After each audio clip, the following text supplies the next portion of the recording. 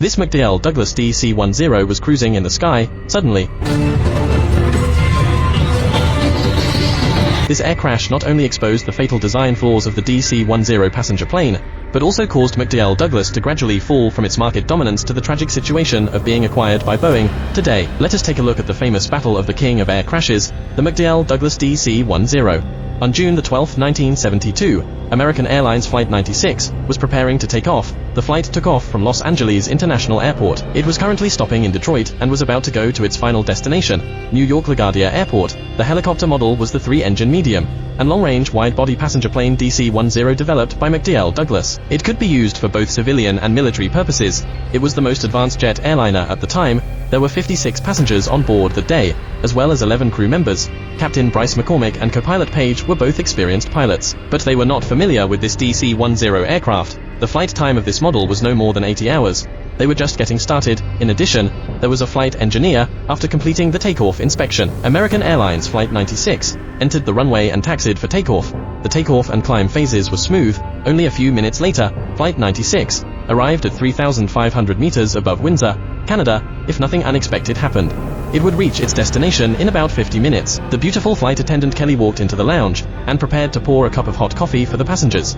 But when she pressed the coffee machine, there was a deafening explosion in the cabin. Then the plane began to shake violently. The passengers' screams and cries resounded throughout the cabin. The two pilots in the cockpit were also panicked. They had no idea what had happened to the plane. They couldn't help but think too much. The two hurriedly controlled the plane. Because the power handles of the 3 engines had all fallen into slow mode, the plane began to slow down after losing power and dived rapidly. The captain wanted to pull the control stick to level the plane, but the hydraulic system of Flight 96 almost completely failed. Not only was the elevator that controlled the altitude very slow to respond, but even the tail that controlled the direction was stuck on the right side, causing the plane to yaw to the right continuously. Fortunately, with the efforts of the two pilots, the engines on both sides of the wing resumed thrust, but the engine at the right side did not respond. However, the plane was barely controllable. Due to the severe turbulence just now, many passengers were injured by the fallen luggage. The flight attendants also risked their lives to comfort the injured passengers. Just as he was about to report the situation to the pilot in the cockpit, he was surprised to find a big hole in the floor of the plane. It was obviously this big hole that caused the explosive decompression in the cabin, which triggered the crisis. When the captain learned that there was a big hole in the cabin, he immediately issued an emergency help code and asked the tower to clear the runway for them and prepare for an emergency landing. Under the guidance of the air traffic control, the captain turned the throttle control of the engines on both sides. As Flight 96 gradually approaching Decatur Airport, the captain pulled back the throttle and began to slow down. However, the plane's descent rate was unexpectedly fast. The ideal descent rate is 213 meters per minute. Now their descent rate has reached 488 meters per minute. According to the current descent rate, they will crash into the sea before they get close to the runway.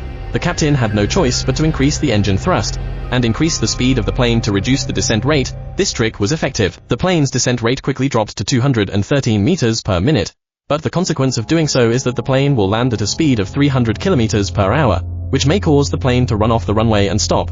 But they have no other choice. All 261 people on board were killed. After the accident, the Saudi Arabian authorities and the Canadian Transportation Safety Board immediately intervened in the investigation. When the investigators entered the scene, they found that there were no large pieces of aircraft wreckage at all. All parts were broken into small pieces. It can be seen how great the impact of the crash was. In addition, they also found a large number of objects melted by high temperatures 1.6 kilometers away from the crash site, as well as many charred bodies. This means that the plane had already caught fire before the crash. The first thing the investigators had to figure out was where the fire on the plane came from. However, most of the parts were severely damaged. It was not easy to find the cause of the fire.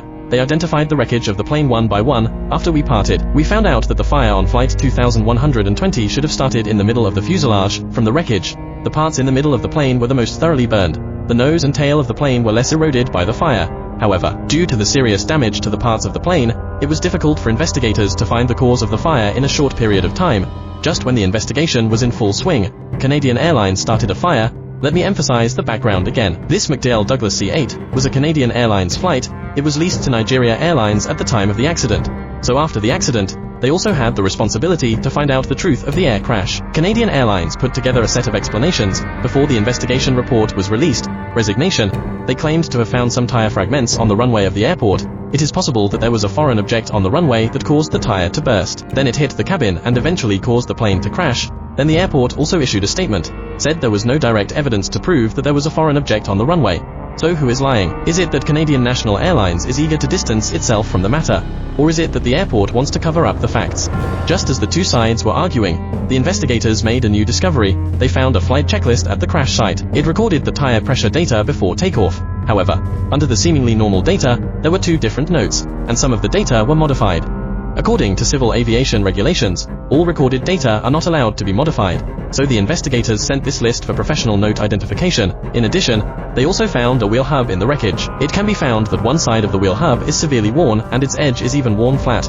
The investigators inferred that the abnormal noise, heard when Flight 2120 took off, might be caused by this wheel hub. In order to verify this conjecture, they rechecked the airport runway, and found that there was not only deep tire fluid on the runway, but also detached tire rubber pieces. This means that the tire of the aircraft may have burst while taxiing.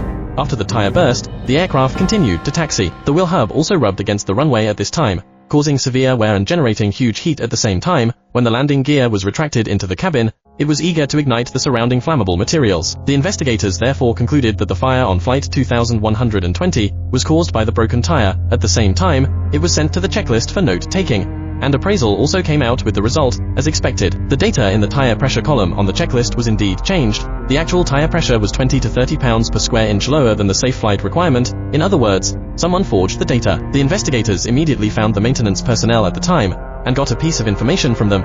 It turned out that 4 days before the accident, when the McDonnell Douglas DC10 was staying in Africa, the D staff discovered the problem of excessive tire wear, and the tire pressure was also lower than the standard value.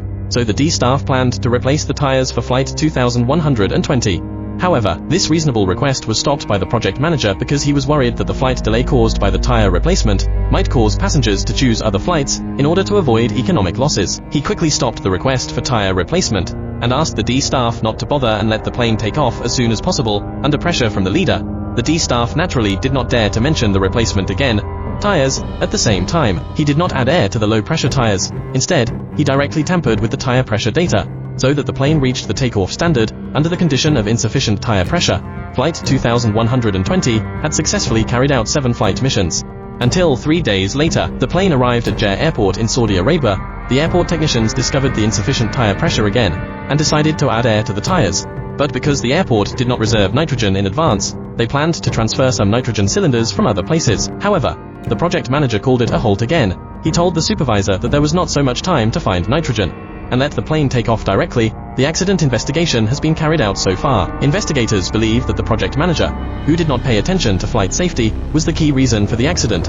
But what is puzzling is that before the air crash, Flight 2120 had successfully taken off and landed 7 times under insufficient tire pressure. Why did it burst during takeoff this time? It turned out that the gas cylinders at Jeddah Airport, on the day of the accident, the temperature reached 30 degrees. What's more terrible is that the plane slid for 5 kilometers from the apron to the takeoff runway. In addition to the high-speed taxiing during takeoff, the temperature of the tires was already very high. The tires with insufficient air pressure broke first, then the wheel hub came into direct contact with the runway. The temperature generated by the friction even ignited the tires. When the landing gear was retracted into the cabin, the fire began to spread. First, the hydraulic pipeline was burned off, causing the aircraft to lose control. Then the fire spread to the fuel tank. After the fuel tank was ignited, the disaster was doomed to be irreversible. In the accident investigation report, the investigators attributed the main responsibility for the air crash to the project manager of Air Canada and the aircraft manufacturer McDonnell Douglas, because there were no corresponding fire prevention measures in the wheel well of the aircraft. At the same time, it was also recommended that each aircraft install temperature sensors and smoke alarms in the wheel well to prevent such accidents from happening again. It is worth mentioning that shortly after the air crash, the Canadian National Airline declared bankruptcy.